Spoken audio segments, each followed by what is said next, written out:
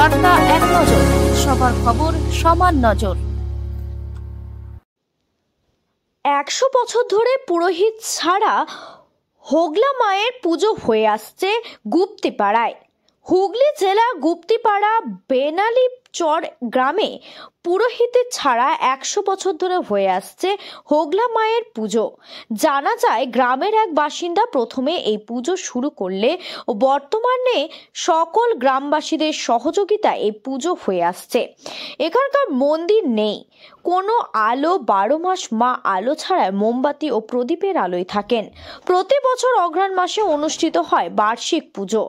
আজ বেলা থেকে জেলা সহ বিভিন্ন জেলা থেকে হাজার হাজার ভক্ত এই মন্দিরে আসেন। তবে এখানকার মন্দিরে নেই কোনো পুরোহিত, মহিলারা নিজেরাই মায়ের কাছে পুজো দিলেন। তবে এখানকার কোনো মূর্তি নেই। পুজো উপলক্ষে 3 দিন বিভিন্ন ধর্মীয় অনুষ্ঠানের আয়োজন করা হয়েছে। দুপুরে প্রায় কয়েক হাজার মানুষকে বসিয়ে মায়ের ভোগ খাওয়ানো হয়।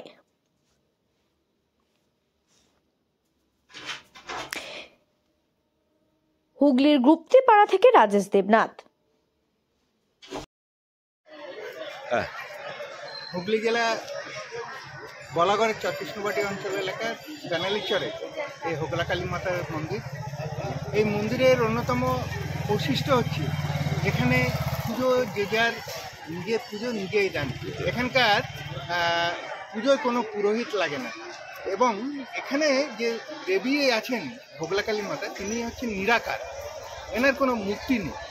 আর এখানকার যেটা আরেকটা অন্যতম বৈশিষ্ট্য হচ্ছে এখানে যখন পুজো হয় সে পুজোর সময় রাত্রে মহাপুজো হয় সন্ধ্যাবেলায়, সেই সময় কোনো আলো জ্বলে না। আলো ছাড়া পাটকাঠির আলোতে বা মশালের আলোতে এখানে দেবীর পূজা হয় এবং মহাভোগ নিবেদন। কত বছর ধরে পুজো আছে? প্রায় শতাধিক বছরের কাছাকাছি এই পুজো চলছে। এখন এখানকার মহিমা, এখানকার যে পুজোর যে প্রচার, সেটা মানুষের মনে চলে গেছে। তার মানুষের বিশ্বাস, মানুষের ভক্তিতে এখন মানুষ অনেক দূর দূরান্ত থেকে আসছেন। কারা পরিচালনা করে মন্দিরটা? এই মন্দিরের গোলাপ সুন্দরী দেবী নামে গ্রামের মোড়ল ছিলেন মোড়ল, তার তিনি স্বপ্নাদিষ্ট হয়ে এখানে পূজা শুরু করেন এবং পরবর্তীকালে গ্রামের সাধারণ মানুষ তারা পুজোর এই দায়িত্ব তুলে নেন, মন্দির করেন। এখন হাজার হাজার মানুষ আসেন অঘ্রাণ মাসে এই পুজোটা। কত লোকের ভোগ আজকে? এখানে মোটামুটি সারাদিন সকাল থেকে ভোগ শুরু হয়ে যায় এবং সন্ধ্যা ভোগটা বিতরণ করা হয়। কি নাম? আমি এলাকার একজন ভক্ত সেবক।